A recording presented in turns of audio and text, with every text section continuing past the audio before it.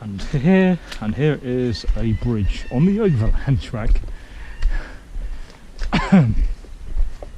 amongst more beach forest. Actually, I saw a kangaroo this morning. Big kangaroo. It was a grey colour one, and I heard the weirdest sound last night outside my tent. Someone big walking through the trees. I thought it was a person at first, but so went to camp there in an emergency. Thought it was a person at first, but